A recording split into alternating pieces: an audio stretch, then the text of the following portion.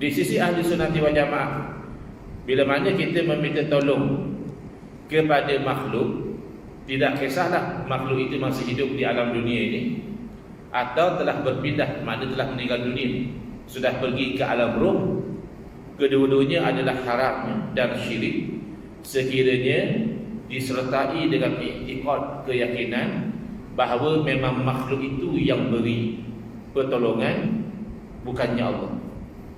Bagi dia memang makhluk yang beri, bukan Allah.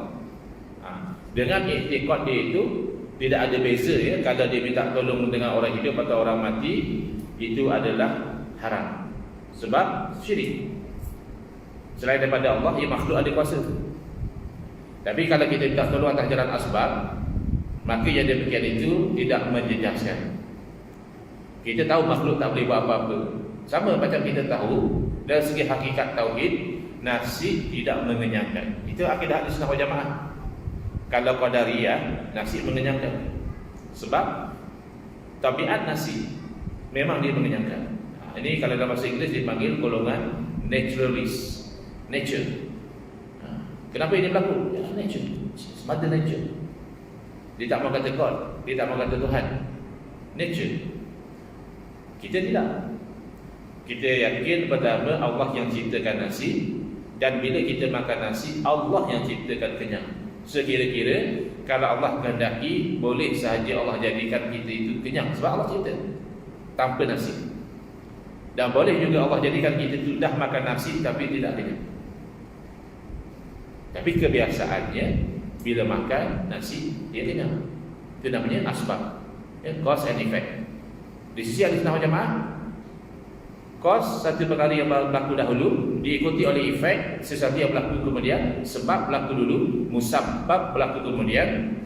Itu hanya berkaitan adat, kebiasaan, bukan berkaitan hakikiyah. Hakikat Allah yang jadikan nasi, Allah juga yang jadikan kenyang. Jadi begitu Allah jadikan manusia.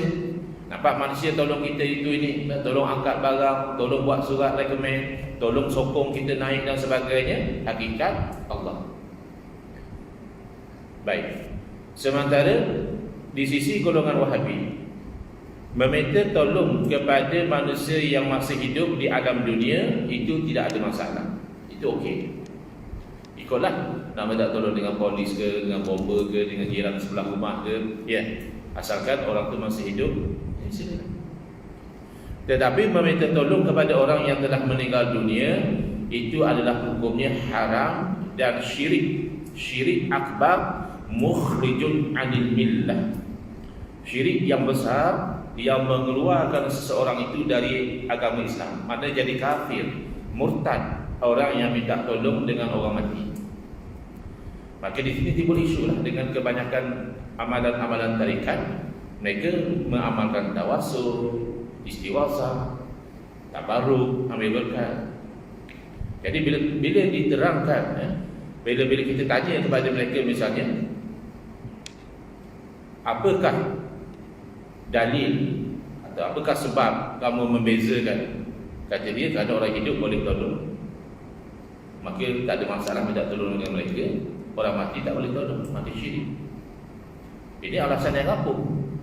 Kerana di kalangan orang hidup juga ada yang tak boleh tolong kita. Saya percaya tuan-tuan yang sudah puluhan tahun hidup di dunia ini pernah mengalami kita minta tolong dengan satu orang, dia kata minta maaf saya tak mampu tolong. Adakah oleh kerana dia tak boleh tolong maka jadi syirik kita minta tolong dengan dia? Kemudian kalau dikata orang hidup boleh tolong, orang mati tak boleh tolong, pertanyaan seterusnya, orang hidup boleh tolong hakikat atau asbab? Memang hakikat orang hidup boleh tolong atau orang hidup ni hanya asbab saja? Kalau dikata hakikat, maka itu adalah syirik. Itu akidah qadariyah. Kalau dikata orang hidup ni hanya sebab, demikian Allah Ta'ala boleh menjadikan orang mati sebab kepada kebaikan.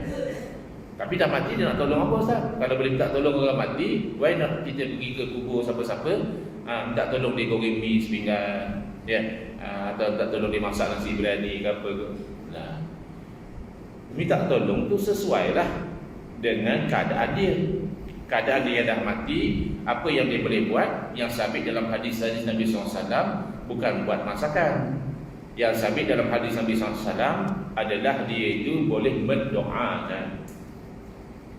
Jadi bila kita minta tolong kepada orang yang telah meninggal dunia, yang kita harapkan adalah doa. Moga-moga dia berdoa di alam roh, dia orang soleh, dia orang wali dan sebagainya, maka Allah perkenankan doa dia, dapat dah hajat kita.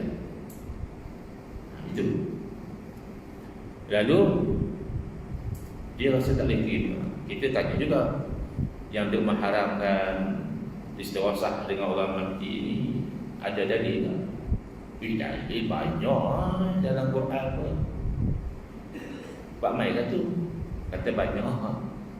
Bak mai satu sampai sudah tak hafal pun. Takkan dalam ramai-ramai seorang tak disebut. Dah kata banyak. Kok seorang dia lupa. Dia tahu dari banyak tapi dia pun lupa. Takkan sampai 14-15 orang seorang pun tak ingat. Kata banyak tadi. Bukan benda kecil-kecil, benda syirik. Akhirnya tak boleh terima juga. Kalau kata tadi kita minta tolong dengan orang mati dengan syarat kita itu beriktikad bahawa orang mati tak boleh tolong, yang boleh tolong hanya Allah, itu tak syirik. Habis bolehlah kita minta tolong dengan pokok. Tapi dengan syarat, ya, dengan syarat iktikad kita tu bahawa pokok tak boleh buat apa-apa, Allah yang beri. Begitu pula persoalannya. Jadi kita kata bukan istighosah macam itu yang diajar. Sama lah macam tadi. Istighosah orang mati itu bukanlah mana istighosah tu kita pergi minta tolong dia masak mi. Doa cukuplah. Jadi mentang-mentang lah iktikad kita itu bukan pokok yang boleh tolong, bukan berarti kita terus pergi minta tolong dengan pokok. Sebab pokok posisinya sebab musababnya bukan begitu cara pokok tolong itu. Pokok tolong kita macam mana? Antaranya bagi kita teduh. Jadi cara kita dapat isti'anah daripada pokok, duduk bawah pokok teduh. Ada jenis-jenis pokok, cara kita dapat faedah daripada dia, kita tebang dia buat kayu elok, buat rumah. Ada jenis-jenis pokok, cara kita ambil faedah daripada dia, kita potong akar dia tu, rebut-rebut, minum air dia, sihat. Macam itulah cara isti'anah dengan pokok. Bukan pergi kat pokok bagi saya sembuh. Tadi ustaz kata boleh. Boleh dengan arti kata tak syirik. Pasal yang bertanya kata boleh atau tidak minta tolong kepada pokok dengan iktikad pokok tak ada pohon, Allah yang bagi. Tak syirik lah. Tak syirik bukan berarti kita suruh buat. Contoh, ni masalah orang kalau tak nak faham ni. Dia tak faham dengan mengaji tinggi macam mana pun. Contoh, orang tanya, kita mengajak tauhid, lagu ni syirik, lagu ni tauhid, lagu ni syirik, lagu ni tauhid. Lalu dia tanya, ustaz nak tanya, boleh tak? Syirik tak kalau kita tu minta tolong dengan alung? Tak tolong dengan alung, tak tolong apa? Pinjam duit lah alung kan? Bukan kat long, alung, loan shark. Boleh ke? Syirik tak kita minta tolong dengan alung? Tak syirik lah. Minta tolong dengan alung, habis sebab alung lah. Tak kan? Pinjam duit lah, syirik ke pinjam duit dengan alung? Tak syirik. Keluar dalam Facebook, ustazku menganjurkan umat Islam meminjam duit dengan alung. Tentu lah. Kan tak sama. Kita bincang isu syirik ke tak syirik. Kamu dah terangkan minta tolong dengan pokok, dengan iktikad pokok sebenarnya makhluk saja, tak boleh buat apa, yang bagi adalah Allah. Dia tak syirik lah jawabnya. Bukan kita menganjurkan pergi minta tolong dengan pokok, tu namanya bodoh. Sebab itu bukan sebab dia. Syirik tak kalau kita makan nasi dengan iktikad nasi tidak mengenyangkan. Ya. Hanya Allah yang mengenyangkan. Tak syirik lah. Tapi kalau tanya soalan macam ni, syirik tak kalau kita tu makan batu dengan iktikad bahawa batu tidak mengenyangkan, yang mengenyangkan adalah Allah? Tak syirik juga jawapannya. Keluar pula dalam Facebook, ustaz aku gadakkan umat Islam makan batu. Ini cerita. Ini cara namimah zaman sekarang. Baca hadis sahih pandai, tapi buat namimah pada orang melalui cerita-cerita half truth ni, mereka tak segan situ. Kata ikut sunnah, kata patahan sunnah. Sunnah Nabi ke macam ni? Ini contoh lah, no? Contoh bagaimana half truth, cerita separuh sebenarnya sama macam menipu juga. Conclusion ni jadi mengaku. Kalau bagi saya, alang-alang nak cerita sekat-sekat bagi persepsi yang tak betul macam tu. Kalau dah ada rakaman tu, dedah semua bagi orang tengok, biar orang nilai sendiri. Jadi ini cerita tentang pokok tadi. Kenapa sandarannya ditaburkan bunga itu adalah satu perkara yang diharuskan dari segi syarak. Bukan nak membazirkan bunga itu, mengharapkan tasbih daripada bunga-bungaan yang hidup, yang ditabur bunga plastik pula. Kan? Dalam yatabasa itu menunjukkan kepada hayat, ya?